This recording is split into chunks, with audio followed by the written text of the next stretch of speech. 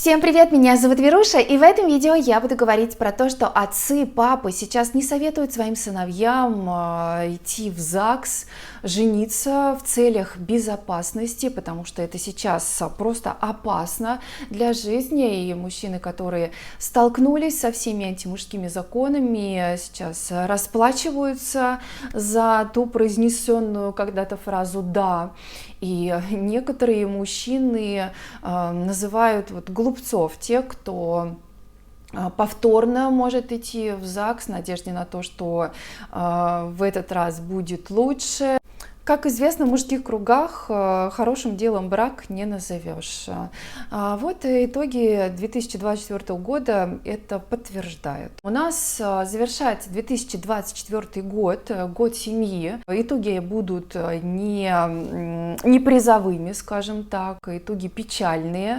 Принято считать, что первое слово, которое произносит ребенок, это слово «мама», но отцы не менее важны, чем сейчас принято считать. Отцы очень папы, вот это мне более слово нравится «папа», оно как-то более такое теплое, мягкое. Это очень важная фигура для воспитания как мальчика, так и девочку. Отец – это путеводная звезда для ребенка, которая помогает по мере взросления ребенка двигаться с достоинством и уверенностью. Ребенок, который делает первые только шаги, чувствует за своей спиной твердую руку папы. В маленьком возрасте это может быть в буквальном смысле, что папа будет поддерживать своей рукой ребенка. Но когда ребенок возрастает, вот эта рука, она уже такая символическая. Это рука-поддержка, основа человека, фундамент человека. Как говорил Карамзин, без отцов нет хорошего воспитания, какие бы школы ни существовали. Каждый человек, добившийся каких-то успехов, когда-то был маленьким, и у него был папа. Когда ребенок уже в подростковом возрасте садится за руль велосипеда и теряет равновесие, папа ему может сказать: еще раз, ты справишься. И у ребенка все получается. После этого ребенок уверен в своих силах и может дальше преодолевать какие-то трудности в жизни. И сейчас, если брать отношения и семью, идет демонтаж семьи, всего уклада, вот и всех этих традиционных ценностей. То, что хотят сейчас сломить, как и семью, как и отношения между мужчиной и женщиной, просто взять и стереть вот эту вот генетическую память, можно так сказать, условно, да, то есть направить людей идти против своей природы. Помните, мы рисовали в школе генеалогическое дерево, вот это дерево, где и мама, и папа, и бабушка, и прадедушка, поколение, вот этот род, то, что сейчас хотят сломить, потому что род придавал всегда большую очень силу человеку, чтобы он двигался, вот как бы считалось, что за ним стоит этот род, и уже забывается, стирается это в память. Сломлено понятие мужчины в семье и женщины в семье. Самая высокая рождаемость была в царское время при Николае II, когда существовал патриархальный взгляд на семью. Были самые крепкие семьи. Надо возвращать патриархат. Не получилось. Уже видно весь путь того, к чему мы пришли.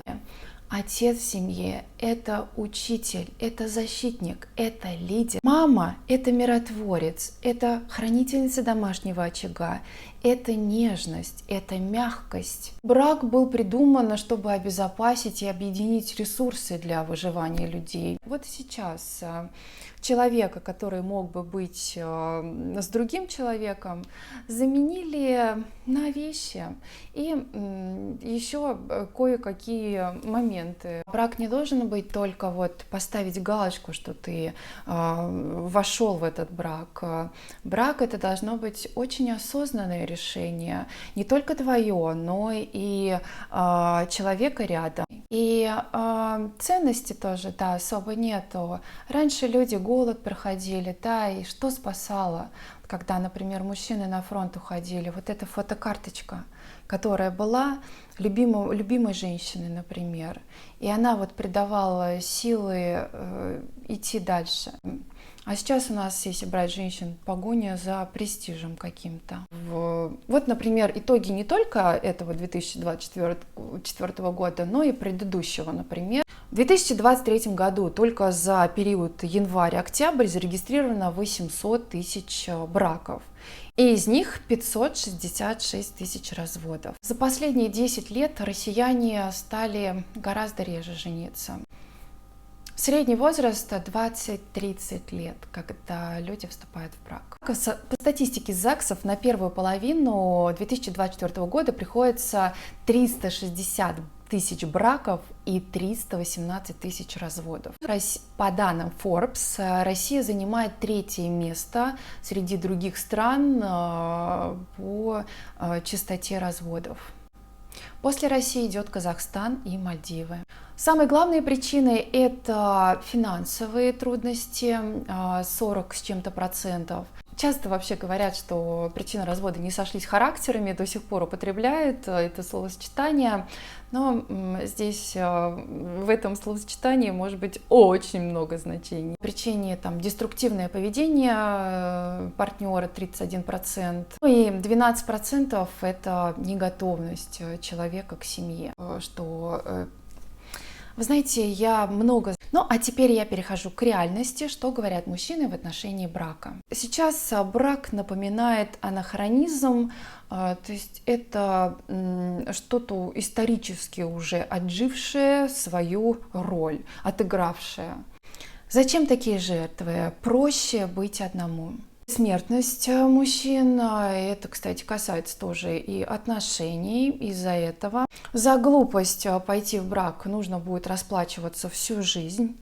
Женщин побуждает сейчас делить имущество, они выигрывают от этого, и мужчины сейчас это прекрасно понимают. Более того, женщины между собой обсуждают, когда, например, мужчина уже был в браке, они могут крестик поставить на таком мужчине, потому что он уже обречен на вот это вот отсутствие, например, своего жилья, выплаты алиментов. В общем, такой мужчина может не котироваться. Ну и вот эта вот машина такая большая в кавычках стирает сейчас со всеми законами роль отца, мужа, просто человека даже. А мужчины, которые уже побывали в браке, они второй раз в это болото не войдут.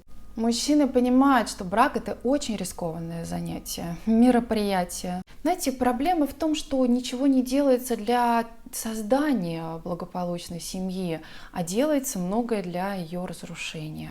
Сейчас, получается, брак – это первый шаг к разводу. Зачем туда идти, если твоего ребенка если твой ребенок может видеть чужого папу? За твои же деньги ты получишь алименты. Кстати говоря, например, во Франции там мужчина вообще запрещено делать даже вот этот генетический тест, но при этом плати алименты. Ну где справедливость? Если ты хочешь что-то доказать, ты должен потратить уйму денег, уйму времени на то, чтобы хоть что-то доказать. При этом женщине достаточно просто объявить, как это, кстати, очень удачно делается на Западе, просто объявить о том, что мужчина ее там абьюзер, или он там как-то, в общем, очень жестоко с ней поступил, и при этом не нужны будут никакие доказательства особо. Женщина будет права. Сейчас норма у женщин: хочу это, дай. Что-то мне разонравилось, уже это не нужно. Надоело, разведусь. Общая такая культура в семье может быть уже очень низкой. В браке ментальное здоровье может быть у мужчины, конечно, нарушено. Такого не должно быть, чтобы мужчина себя таким обесточенным и обессиленным чувствовал. Что брак – это очень сложная история, и даже через 10, через 20 лет может перестать быть взаимопонимание. А чтобы этого не случилось, здесь, конечно, нужно терпение, которое у многих сейчас нет. Здесь нужно взаимопонимание, здесь нужна гибкость, потому что кто-то тоже не обладает гибкостью, вот давит только свою точку зрения, и как вот сейчас делает много женщин, забывая о том, что она вот такой миротворец должна быть. Должна быть и эмоциональная, и интеллектуальная, духовная, и, конечно, на уровне тело физически тоже должна быть близость. Да? Вот если это все теряется, конечно, то брак сохранить очень сложно. Это, конечно, помимо того, что сейчас, в принципе, в сознании женщин нет такого понятия сохранения брака. Поэтому, если ничего не изменится, если не сдвинется эта титаническая пластина, то вот это вот поколение Пепси, оно еще увидит другое поколение, и там уже может быть совсем все страшно. Развод не должен быть выгоден для женщины. Нужно возвращать вот это понимание, что брак один на всю жизнь, что мужчина один на всю жизнь, чтобы с таким подходом женщины воспитывались. Такую фразу недавно прочитала и прям выписала себе ее. Суть отношений – это когда мужчина держит обоих, а женщина сохраняет баланс. И вот хотелось бы пожелать женщинам, чтобы они сохраняли баланс в том, насколько этот баланс, конечно, уже давно нарушен.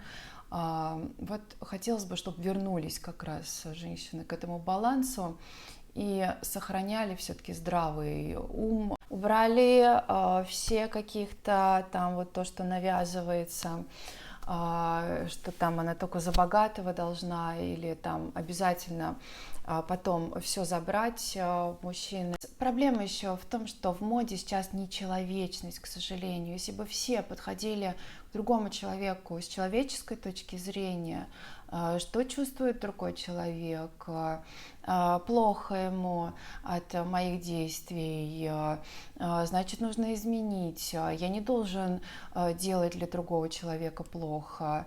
Вот с таким подходом было бы все совершенно по-другому. Альфред Адлер говорил, что отец – это не только тот, кто платит по счетам, но и активно участвует в воспитании и жизни ребенка. Знаю детей, которые очень жалеют о том, что у них нету папы в семье. Они бы очень хотели и много бы отдали за это.